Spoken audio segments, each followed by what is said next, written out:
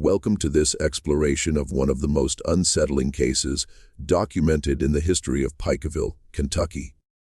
Before we proceed, I encourage you to share in the comments your current location and the precise time you are hearing this narration. We are curious to learn which places and at what hours of the day or night these documented stories reach their audience. The unpaved track leading toward Clough Creek proved especially hazardous during the winter of 181. Travelers bound for Pikeville would frequently seek refuge before attempting the last descent into the valley. Positioned on a ridge overlooking what locals called Hungry Hollow, the Mountain Pass Inn stood as a solitary refuge for exhausted wayfarers. Documents from the Pike County Register indicate that from 1885 to 1892, the property was run by Elijah and Silas Blackwood, two siblings who had taken over the establishment following the departure of its prior owner, a widow named Margaret Tiller, who reportedly moved to Virginia to be with family. Deed transfers recorded on June 17, 1885 show the brothers acquired the property at a price notably below its market value, prompting questions that would only find answers decades later.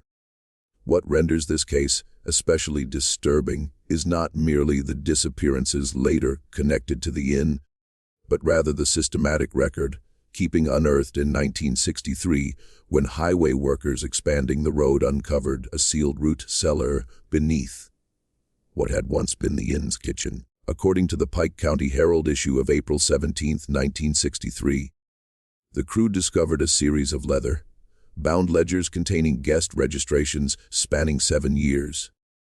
The ledgers, currently preserved on microfilm at the Kentucky Historical Society archives, exposed a troubling pattern. For approximately every 4 guests who signed the register, one would have their name crossed out with a strange notation: "Account settled in full." Subsequent investigation revealed that these markings consistently matched travelers who were never seen again following their stay at the Mountain Pass Inn. The Blackwood brothers enjoyed respect within the Pikeville community.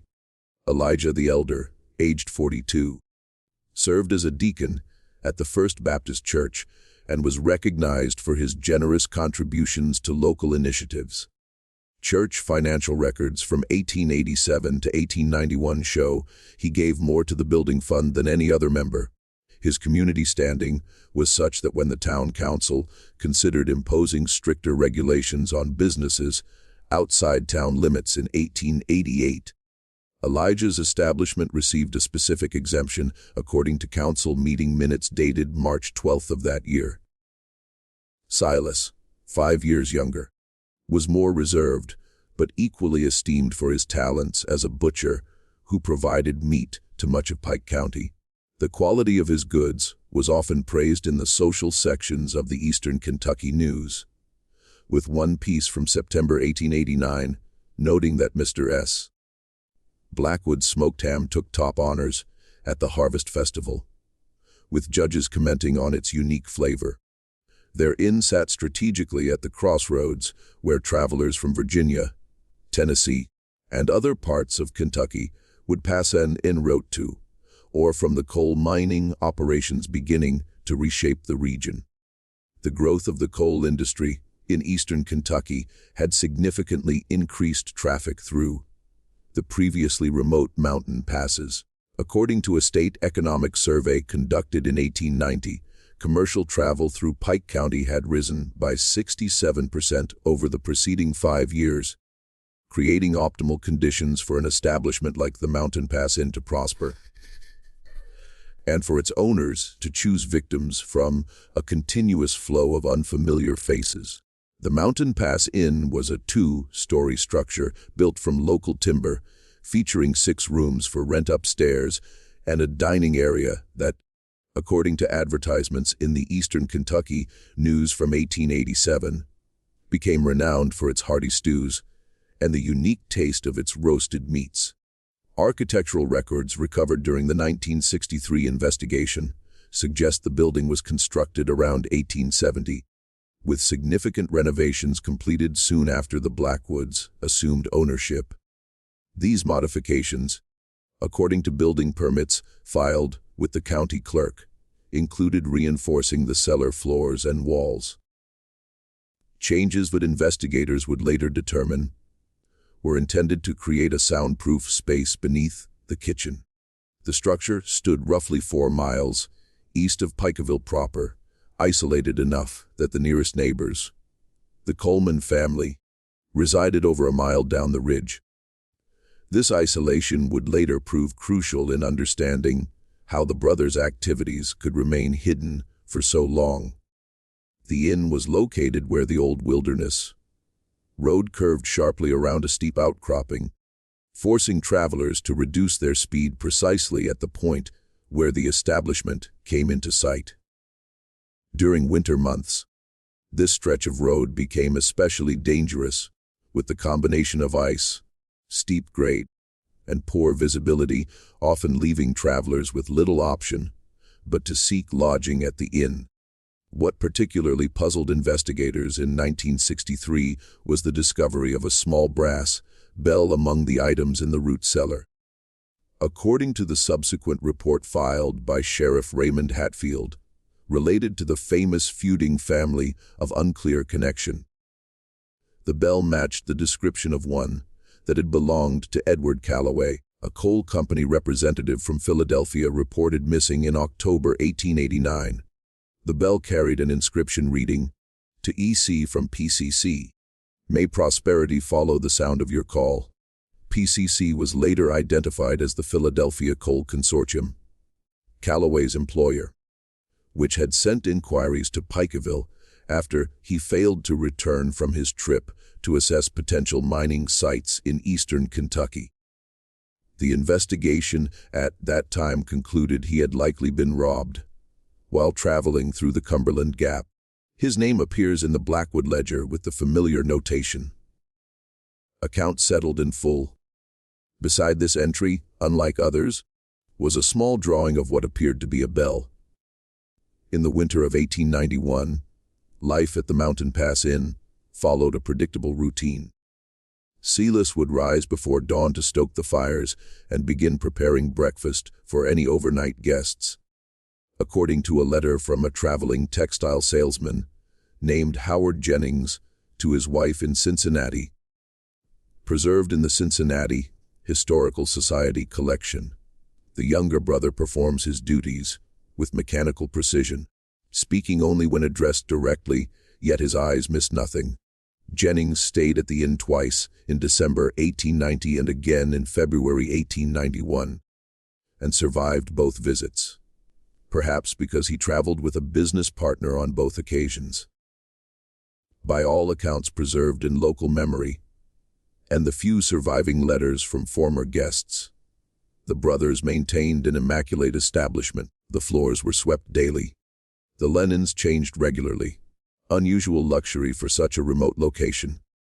Robert McPherson, a mining engineer who stayed at the inn in January 1891, wrote to a colleague that the cleanliness of the establishment stands in stark contrast to the muddy, primitive conditions one expects in these mountain outposts. The elder Blackwood explained that attention to detail is what separates civilization from barbarism. McPherson's correspondence takes on an irony in light of later discoveries about the true nature of the civilization the Blackwoods had established. Elijah managed the business affairs, keeping meticulous records and corresponding with suppliers from as far away as Lexington. His penmanship, as evidenced in the recovered ledgers, was impeccable. Each entry made with precise, flowing script that betrayed his education at a seminary in Virginia before he returned to Kentucky in the early 1880s. Several letters to suppliers found during the 1963 excavation show a man obsessed with details, demanding specific cuts of meat to supplement their own supply, particular spices imported from New Orleans, and specific varieties of root vegetables that he claimed were essential to his brother's recipes. What few people knew was that beneath this veneer of respectability, the brothers maintained another set of books. Found alongside the guest register in 1963 was a small notebook containing calculations of weights, costs, and profits that initially confused investigators until Dr. Harold Feinstein of the University of Kentucky analyzed them in his unpublished 1964 study of the case. The notebook appeared to track inventory, but the classifications were cryptic with entries like grade A male approx 180 libras, followed by calculations of usable portions and waste. Dr. Feinstein's analysis, which was suppressed at the request of several prominent Pike County families, but later leaked to researchers in 1967, concluded that the notebook represented a meticulous accounting of human remains processed for consumption and commercial use. Martha Coleman, whose family lived nearest to the inn, would later tell her granddaughter, in an oral history recorded for the Pike County Historical Society in 1952, that she had always felt uneasy about the establishment. My father forbade us children from going near the place unless accompanied by him or my older brothers, she recalled. He never said why, but I remember how he would become quiet whenever Mother suggested stopping there for Sunday dinner. There was something in his eyes, like he knew something but couldn't bring himself to speak it. In the same recording, Martha recalled that on one occasion in the summer of 1890, her father returned from a delivery to the inn, visibly shaken. When pressed by his wife, he reportedly said only, "I saw something in the smokehouse that I wish to God I hadn't." He refused to elaborate, and the family never again visited the inn. The Coleman family's farm supplied eggs and some vegetables to the inn, and Martha's father, John Coleman, would make deliveries every Thursday. According to Martha, he always insisted on leaving the goods at the front door, rather than bringing them to the kitchen as most vendors did. When pressed by his wife about this peculiarity, he reportedly answered only that, "The less I see of that kitchen, the better I sleep at night." County records show that John Coleman sold his farm in 1892, shortly after the disappearance of the Blackwood brothers, and relocated his family to Ohio, a move that some researchers have interpreted as an attempt to distance himself from whatever knowledge he may have possessed about the brothers' activities. The ridge where the mountain pass in stood experiences dense fog throughout much of the year, often shrouding the building by mid-afternoon. Weather records from the Pikeville courthouse indicate that between October and March, visibility on the ridge could be reduced to less than 10 feet on as many as 18 days each month. Travelers caught in this weather had little choice but to seek accommodation, as attempting to navigate the treacherous descent to Pikeville in such conditions would be foolhardy at best, fatal at worst. The Blackwood brothers seem to have developed an uncanny ability to predict these weather patterns, often preparing additional rooms just before a bank of fog would roll in, bringing with it stranded travelers, grateful for any shelter. One such traveler was Carolyn Meeks, a school teacher journeying to take up a position in Pikeville. According to her correspondence with her sister in Cincinnati, preserved in the Meeks family collection at the Ohio Historical Society, she arrived at the inn on September 3, 1890. "The place has a strange atmosphere," she wrote. "The older brother is excessively polite, almost theatrical in his courtesy, while the younger barely speaks, but watches with such intensity that I find myself unable to meet his gaze. I shall be glad to reach Pikeville tomorrow and put this place behind me." In a subsequent letter dated September 10th, she mentioned, "The strangest thing about that mountain inn was the cellar door in the kitchen floor. It was secured with not one, but 3 heavy padlocks. When I inquired about it, merely to make conversation during an uncomfortable silence at dinner, The older brother smiled in a way that did not reach his eyes and said, "We mountain folk have our treasures, Miss Meeks, and the prudent man secures what he values most." I did not sleep well that night. Meeks would go on to teach at the Pikeville School for Girls for 3 years before returning to Ohio.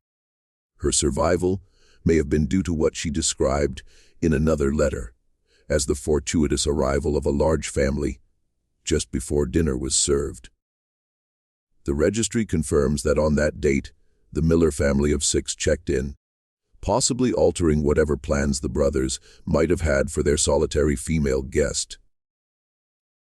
A notation in the second ledger, however, indicates that Elijah had initially marked her as a potential account to be settled before crossing it out and writing, "Unsuitable profession too visible," beside her name. In early March of 1891, an unusual event disrupted the routine at the Mountain Pass Inn. According to a brief notice in the Eastern Kentucky News dated March 12, 1891, a man named Thomas Barrett arrived in Pikeville claiming Brother William had disappeared while traveling through the area the previous autumn. What made this case different was that Thomas carried with him a distinctive watch that he said belonged to William, a gold timepiece with an inscription commemorating 25 years of service to the Baltimore and Ohio Railroad. Thomas explained that the watch had been sent to him anonymously, postmarked from Pikeville, with no accompanying note or explanation. The newspaper account quotes Barrett as saying, "My brother would never have parted with this willingly. Something has happened to him, and I mean to discover what."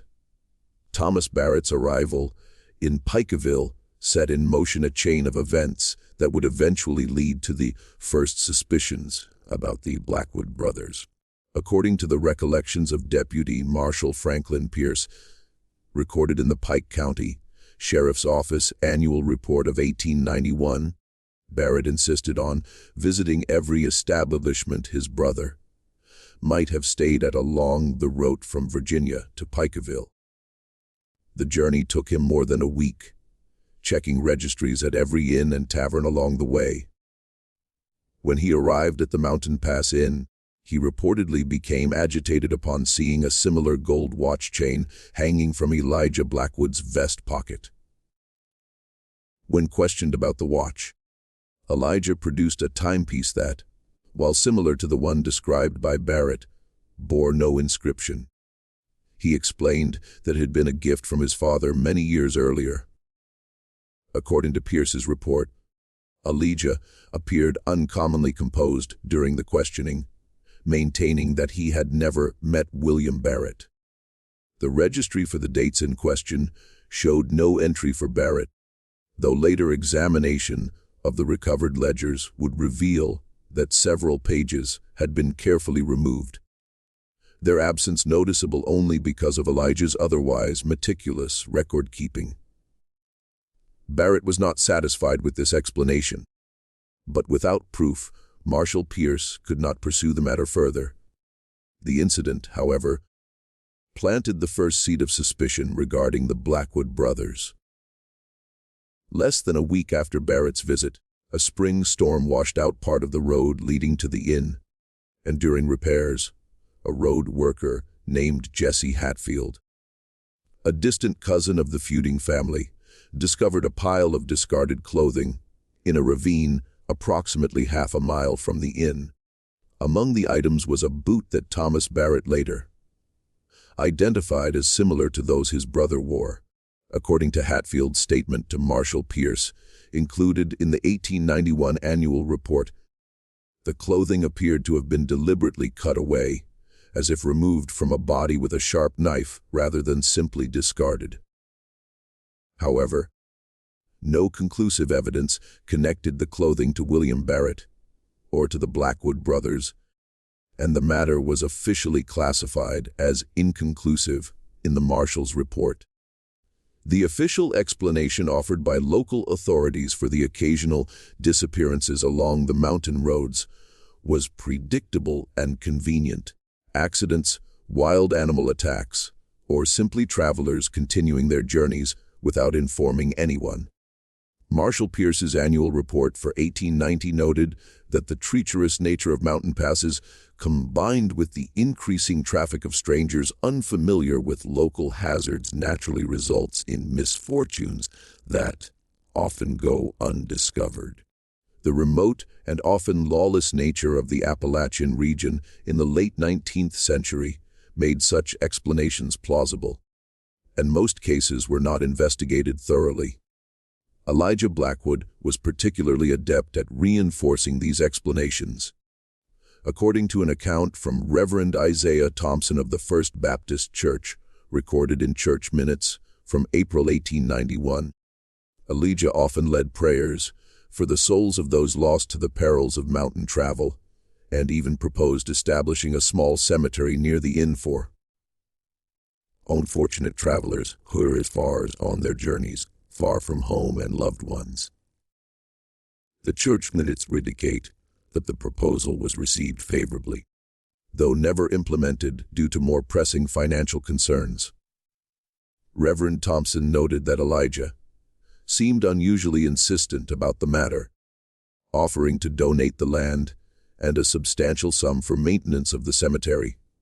The community's willingness to accept these explanations stemmed partly from economic necessity. The Mountain Pass Inn was one of the few establishments providing accommodation for the growing number of businessmen coming to invest in the region's coal resources. According to Pike County tax records from 1890, the inn generated substantial revenue that benefited the local economy through purchases of supplies and Elijah's generous donations to community projects.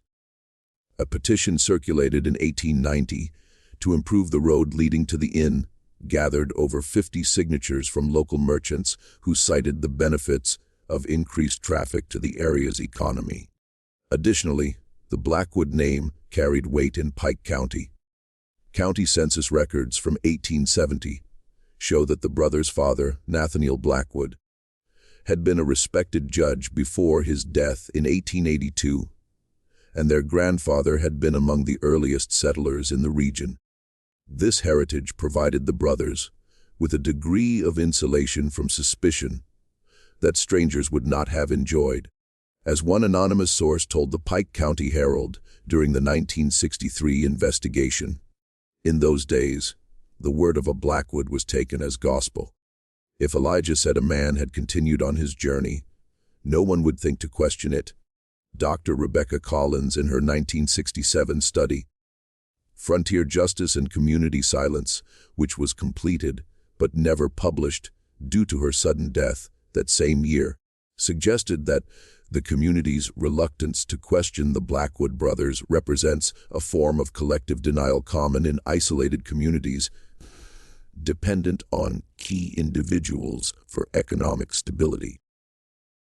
Collins, who interviewed several elderly Pike County residents who remembered the brothers, noted that there was a palpable discomfort when the subject was raised, as if breaking the silence would implicate the entire community in whatever transpired at the Mountain Pass Inn. By the summer of 1891, the initial suspicions raised by Thomas Barrett's visit had largely subsided.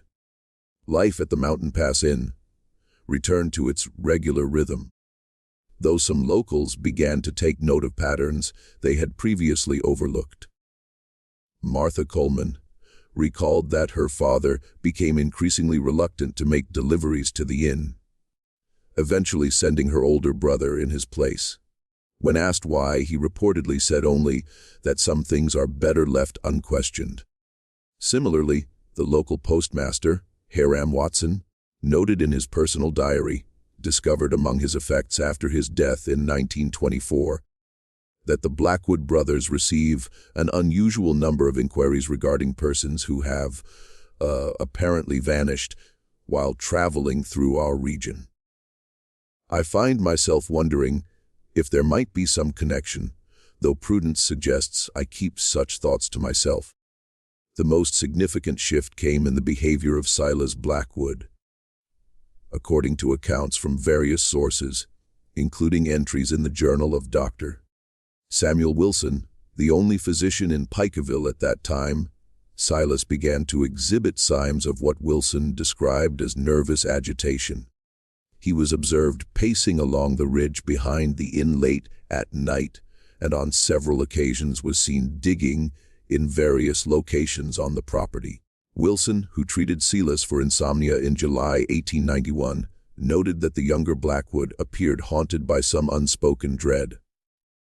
In his medical journal, Wilson recorded prescribing laudanum for Silas's condition and observed that the patient exhibits the classic signs of a man burdened by severe moral conflict.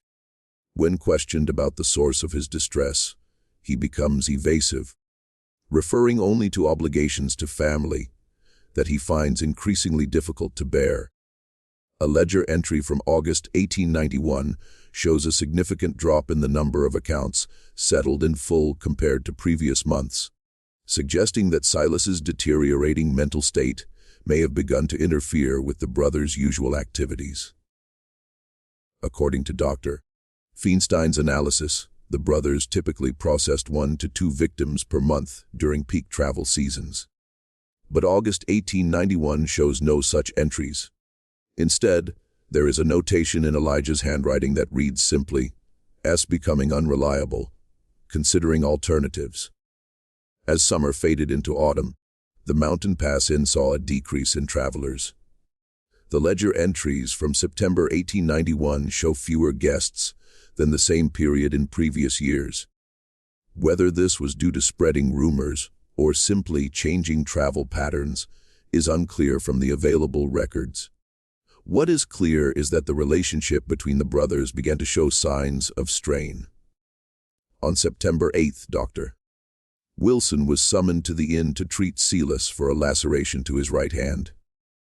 In his journal, Wilson noted that the wound appears to be defensive in nature, such as one might receive warding off an attack with a blade.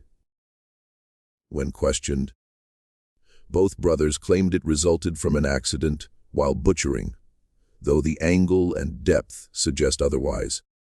A letter from Elijah to a supplier in Lexington, discovered among business records in the 1963 excavation, contains a cryptic reference to this tension. "My brother's constitution seems increasingly ill-suited to our enterprise. His weakness threatens all we have built. I find myself considering measures I would once have deemed unthinkable." The letter, dated September 15, 1891, goes on to cancel a standing order for special seasonings and requests, instead a substantial quantity of arsenic ostensibly for controlling vermin that have become problematic in the root cellar. The change in the brothers' relationship did not go unnoticed in the small community. Sarah Jenkins, who delivered milk to the inn twice weekly, told her son, who later recounted the story to Pike County historian Walter Hensley in 1949, that the air in that place had turned sour between them. Where they once moved like one person with 2 bodies, they now watched each other like strangers. Something had broken between them, and I feared what might come of it. Jenkins also reported that on her last delivery in late September, she observed that the younger brother had taken to sleeping in the stable rather than the main house. When I asked if something was amiss, he simply said that his brother's snoring had become intolerable, but there was fear in his eyes when he glanced toward the house. A receipt from Harlan's General Store in Pikeville, dated September 29, 1891, shows that Silas purchased a revolver and ammunition, an unusual acquisition for a man who, according to local accounts, had previously expressed distaste for firearms. The store owner, Jacob Heron, later told investigators that Silas had appeared agitated and glanced repeatedly over his shoulder, as if expecting to be followed. When asked about the purchase, Silas reportedly claimed it was for protection against wild animals that had been troubling the livestock. As October arrived with its early frosts, the brothers continued their operations.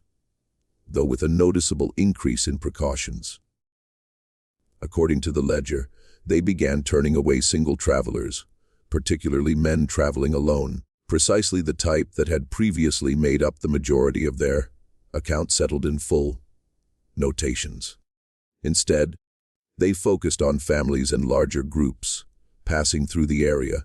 An entry from October 3rd shows that they refused accommodation to a solitary traveler despite having vacant rooms, with a notation, S objected strenuously, potential conflict avoided by claiming full occupancy.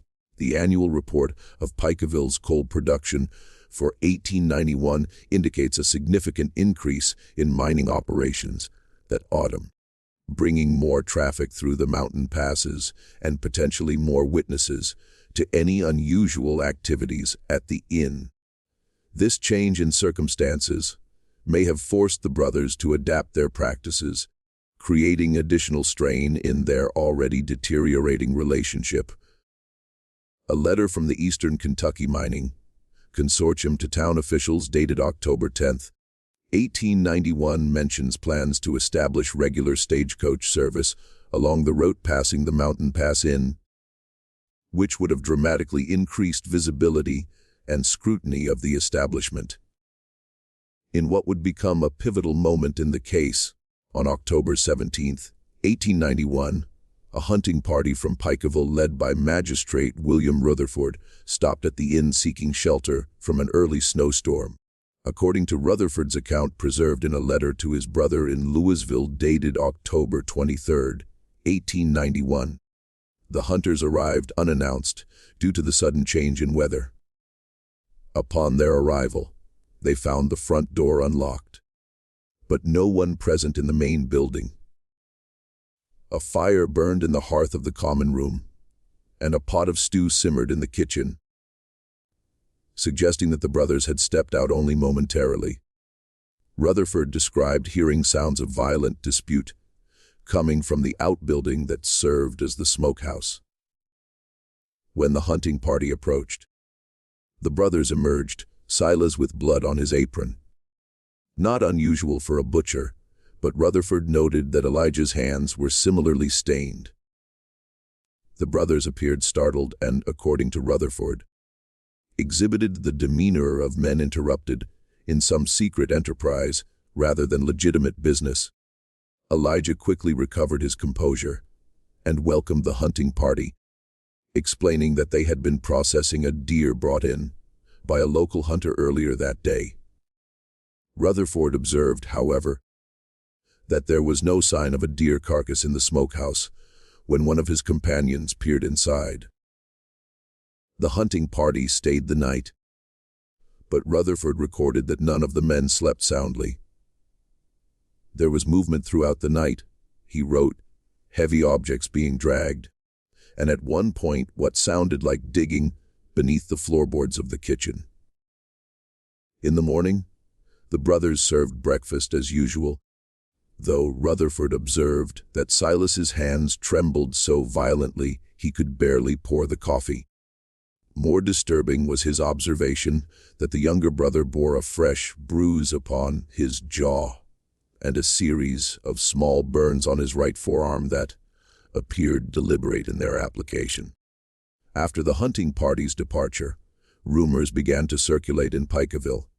Rutherford, as a magistrate, felt compelled to mention his concerns to Marshal Pierce, but no official investigation was launched. Instead, according to town council minutes from November 1891, it was decided that inquiries shall be made discreetly so as not to damage the reputation of respected businessmen without substantial cause.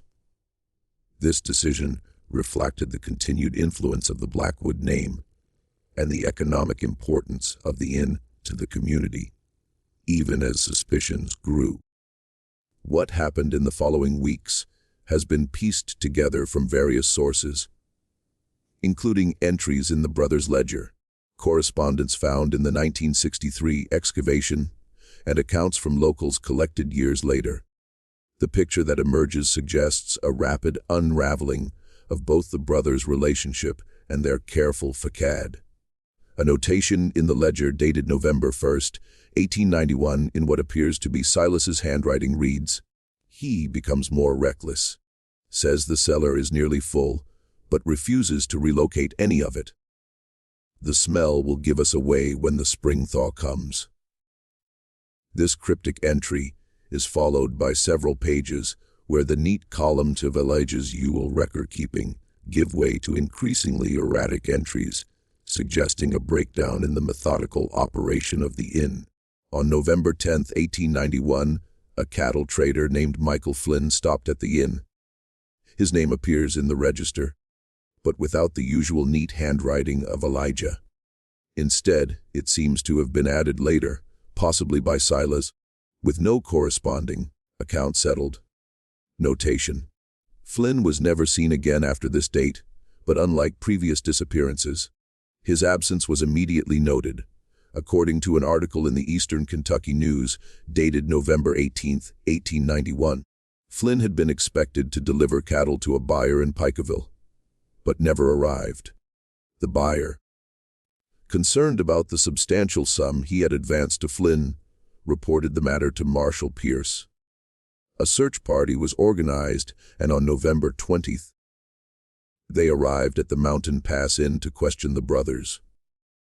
According to Marshal Pierce's report, they found only Silas present, who claimed his brother had traveled to Lexington on business.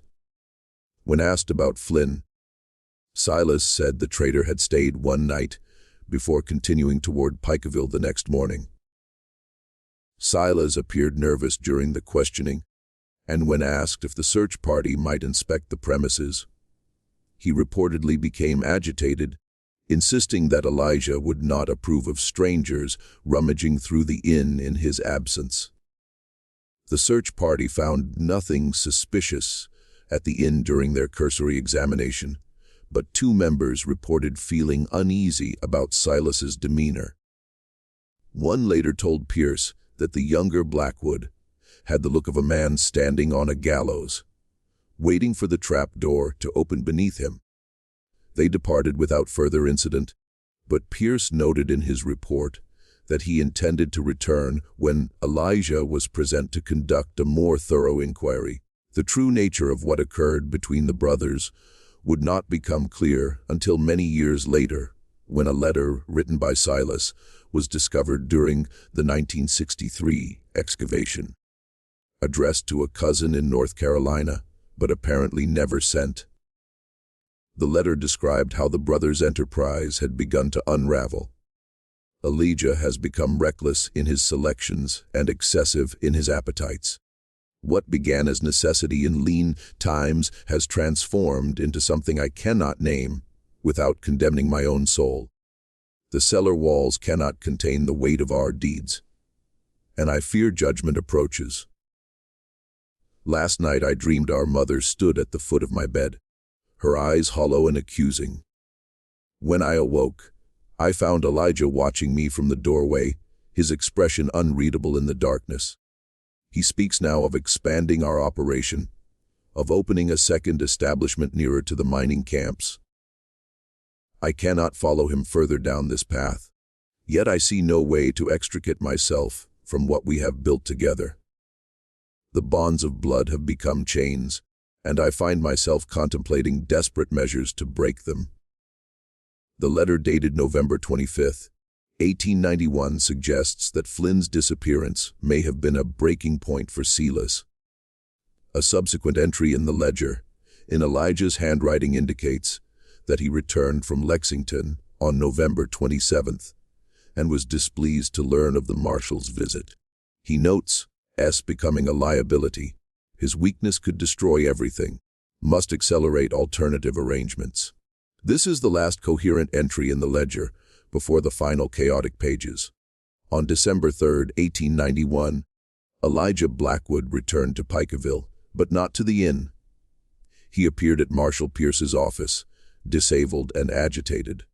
According to Pierce's official report, Elijah claimed his brother had taken leave of his senses and might pose a danger to himself or others. He requested assistance in having Silas committed to the state asylum in Lexington. When questioned about the specifics of his brother's condition, Elijah described increasingly erratic behavior, claiming that Silas had begun to suffer from delusions, believing that the dead were speaking to him from beneath the floorboards. Elijah suggested that the strain of running the inn in such an isolated location had gradually undermined his brother's mental stability. Pierce, who had been suspicious of the brothers since the Flynn investigation, saw an opportunity to examine the inn more thoroughly. He agreed to accompany Elijah back to the property, bringing 2 deputies with him for support. According to his report, Elijah seemed relieved by this decision, though in retrospect, Pierce would conclude that the elder Blackwood's true motivation was to establish an alibi for whatever he had planned for his brother. When Pierce and 2 deputies accompanied Elijah back to the inn the next day, they found the building dark and seemingly abandoned. A search of the premises revealed no sign of Silas, but in the kitchen they discovered what Pierce described only as evidence of violent struggle and considerable bloodshed. The padlocked cellar door had been broken open, and a trail of blood led from the kitchen to the rear of the property, where it disappeared at the edge of the forest. A more thorough search was organized, including the surrounding woods, but Silas Blackwood was never found. In the absence of a body, no murder charge could be brought against Elijah, who maintained that his brother had likely fled out of fear of being committed to the asylum. Elijah suggested that Silas had possibly injured himself during his mental episode, and then wandered into the forest in a state of confusion. He expressed concern for his brother's welfare, and offered to fund an expanded search, a gesture that some viewed as genuine, while others interpreted it as an attempt to direct attention away from the inn itself. Elijah was detained briefly on suspicion, but released due to lack of evidence. The official report concluded that Silas had either met with foul play at the hands of unknown persons, or had indeed fled the area. Marshal Pierce, however, remained unconvinced. In a personal letter to the county judge dated December 10, 1891, discovered among court records in 1966, he wrote, "I believe something unspeakable has been occurring at the Mountain Pass Inn, and that Elijah Blackwood is responsible for his brother's disappearance. However, without a body or witnesses, I cannot justify further action. The blood in the kitchen has been cleaned away, and Blackwood has an explanation for everything. I remain troubled by the whole affair, but see no clear path to resolution." Less than a week after his release, Elijah Blackwood sold the Mountain Pass Inn to a businessman from Lexington and reportedly left the state. The sale, recorded in county deed books on December 15, 1891, shows a transaction significantly below market value, suggesting Elijah's haste to distance himself from the property. His destination was recorded as St. Louis, but no records confirm his arrival or residence there. Like his brother, Elijah Blackwood effectively vanished from historical record after December 1891. Rumors persisted in Pike County for years afterward. Some claimed to have seen Elijah in New Orleans or San Francisco. Others insisted that both brothers had been spotted together in Mexico, a particularly persistent story recorded by local historian Walter Hensley in his 1949 collected Folk Tales of Eastern Kentucky, held that Silas had turned the tables on his brother, killing Elijah and assuming his identity before fleeing. None of these accounts were ever verified, and the fate of the Blackwood brothers remained one of Pike County's enduring mysteries. The Mountain Pass Inn remained in operation under new management until 1904, when a fire destroyed the main building. According to the Pike County Herald's account of the incident, dated July 30, 1904, the fire began in the kitchen and spread rapidly through the wooden structure.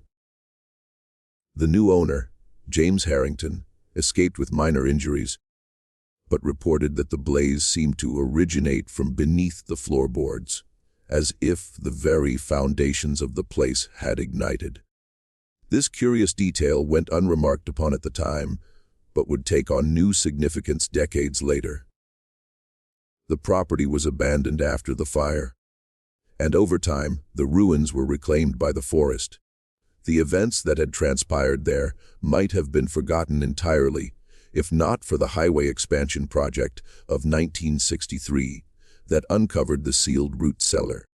According to the project foreman Samuel Tanner, the discovery was made when a bulldozer operator noticed that his machine had broken through what appeared to be a man-made structure beneath the forest floor. Initial investigation revealed a chamber with walls of mortared stone sealed with a concrete cap that had been poured sometime after the original construction. The discoveries made during that excavation painted a disturbing picture of what had occurred at the inn. In addition to the ledgers and correspondence, workers found human remains.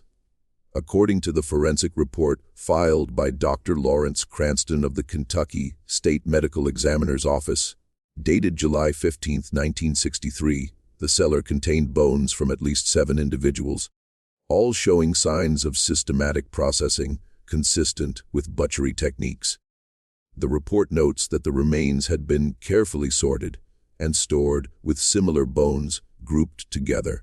Most disturbing was the discovery of a collection of small personal effects, rings, watches, buttons, and other items that had presumably belonged to the victims stored in glass jars, labeled with dates corresponding to entries in the ledger. Further analysis of the kitchen implements found in the cellar revealed traces of human tissue, leading to the inescapable conclusion that the Blackwood brothers had not only murdered selected guests, but had also processed their remains for consumption. The brothers' smokehouse techniques, praised in local accounts, had apparently been applied to human flesh, which was then served to unsuspecting travelers and possibly sold to businesses in Pikeville. More disturbingly, the distinctive flavor of the inn's famous stews and roasted meats noted in contemporary accounts suggested that other travelers, and possibly even locals, had unknowingly participated in these acts of cannibalism. Dr. Cranston's report included a detailed analysis of tool marks on the recovered bones, indicating that the processor possessed considerable skill in butchery techniques, systematically removing meat from bone in a manner consistent with professional training. This observation aligns with Silas Blackwood's reputation as a skilled butcher. The report also noted that the remains showed evidence of having been preserved using smoking and curing methods, similar to those employed for pork and beef in the late 19th century. Among the most unsettling items recovered from the cellar was a leather-bound journal, apparently belonging to Elijah Blackwood.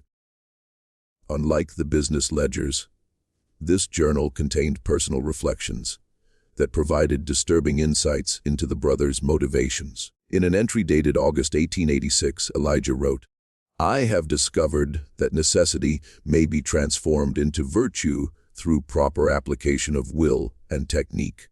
What began as desperate measures during the winter of '85 has evolved into something approaching art. We waste nothing, honor everything, and in doing so elevate ourselves above the common run of men who lack the courage to recognize the truth of our condition." The case attracted brief national attention in 1963, with articles appearing in several major newspapers. The Louisville Courier-Journal ran a front-page story on July 20, 1963, with a headline, "Horror Unearthed in Pike County. Cannibal Inn's Grim Secrets Revealed." The article quoted Sheriff Hatfield as saying, "This is the most disturbing case I've encountered in 27 years of law enforcement. The methodical nature of these crimes and the fact that they continued undetected for years raises troubling questions about what else might lie buried in our county's history." However, Many Pike County residents expressed skepticism about the findings, preferring to view the story as sensationalized reporting rather than accept that such horrors had occurred in their community. A letter to the editor, published in the Pike County Herald on July 25, 1963, signed by several prominent local families, questioned the lurid interpretations being placed on the discoveries and suggested that the remains might have other, more innocent explanations. Within months, interest waned, and by the time Dr. Collins attempted her study in 1967, many locals refused to discuss the matter. Dr. Collins, whose research was cut short by her sudden death, officially ruled a heart attack, though some researchers have questioned this conclusion, documented the community's reluctance to confront its history. In notes for her unfinished study, she wrote, "Pike County exhibits a collective amnesia regarding the Blackwood brothers that borders on pathological. When questioned, even those old enough to remember the events firsthand claim ignorance or change the subject. This silence speaks volumes about the community's complicity, not necessarily in the crimes themselves, but in the failure to acknowledge signs that might have prevented them." In 1968, a fire at the Pike County Courthouse damaged many of the records related to the case, including Marshall Pierce's original reports. The timing of the fire coming just as Dr. Collins's research was gaining attention in academic circles led some to speculate about whether it might have been deliberately set to obscure the historical record. An investigation by the state fire marshal concluded that the blaze resulted from faulty electrical wiring, but questions persisted, particularly given that the records room was the primary area damaged while surrounding offices remained largely intact. The remains discovered in the cellar were eventually reinterred in an unmarked grave in the Pikeville Cemetery, and the case file was officially closed. The microfilmed ledgers and other documents were archived at the Kentucky Historical Society, but remained largely forgotten until 2009, when historian Dr. Martin Holloway attempted to access them for research, only to discover that the relevant microfilm reels had been misplaced during a renovation of the archives in 1983. This convenient disappearance of critical evidence has fueled speculation that influential Pike County families may have worked to suppress the full history of the Blackwood brothers. Today, all that remains of the Mountain Pass Inn is a small clearing in the forest beside what is now Route 119, approximately 4 miles east of Pikeville. No marker indicates what once stood there, or the horrors that transpired within its walls. The site is unmarked on official maps and guidebooks, and if you were to ask at the Pikeville Visitors Center about the location of the former inn, you would likely be met with polite confusion or a change of subject. Local residents rarely mention the Blackwood brothers, and when asked about the old inn, most claim no knowledge of its history.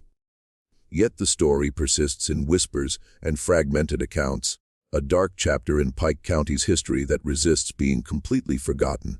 Occasionally, travelers along Route 119 report an unusual phenomenon. In the early morning fog, some claim to glimpse the outline of a 2-story building where only forest stands, and the faint smell of cooking meat drifting across the road where the Mountain Pass Inn once welcomed guests who checked in but never checked out. In 1966, archaeologist Dr. Emily Harrison visited the site as part of a broader study of historical structures in eastern Kentucky. In her field notes archived at the University of Kentucky, she recorded finding fragments of what appeared to be a dinner bell buried beneath the remnants of the inn's foundation. The bell, when partially reconstructed, matched the description of the one belonging to Edward Calloway, whose disappearance in 1889 had gone largely uninvestigated. Harrison also documented discovering a small cavity beneath what had once been the dining room floor containing a collection of teeth, some animal, others distinctly human, arranged in a circular pattern that she described as suggesting ritual significance beyond mere disposal. "What haunts me," Harrison wrote in her private journal, which was donated to the university after her death in 1994, "is not just the evidence of atrocities committed, but the community's willingness to look away. The silence of Pike County regarding the Blackwood brothers speaks volumes about our capacity for collective denial when confronted with horrors too terrible to acknowledge. I find myself wondering how many guests at the Mountain Pass Inn commented on the distinctive flavor of the stew while dining on their fellow travelers, and how many suspected the truth but chose not to speak of it. That silence continues to echo across the ridges and hollows of Pike County. A reminder that sometimes the most disturbing aspects of history are not what is recorded, but what is deliberately forgotten. The Blackwood brothers vanished from Pike County in December 1891. But the questions their case raises about community complicity, selective memory, and the capacity for evil hiding behind respectable facades remain as relevant today as they were then. As one elderly resident told Dr. Collins shortly before her death, "Some stories aren't meant to be told, Doctor. Some secrets belong to the mountain, and the mountain keeps what it takes." The site of the Mountain Pass Inn has never been developed since the 1963 excavation. Highway planners rerouted the expansion to avoid the area, citing engineering considerations, though some workers reported refusing to return to the site after the initial discoveries. Today, the forest has reclaimed the clearing, and nothing remains to indicate what once stood there, except perhaps an unnatural depression in the earth, where the cellar was partially excavated and then resealed by order of the Pike County judge. As for the ultimate fate of the Blackwood brothers, some questions may never be answered.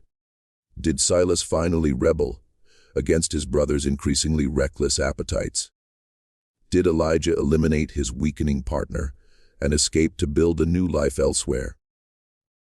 Or is there truth to the local legend that neither brother ever left Pike County, that they remain there still, buried in the anonymous soil of the mountains where they conducted their terrible business?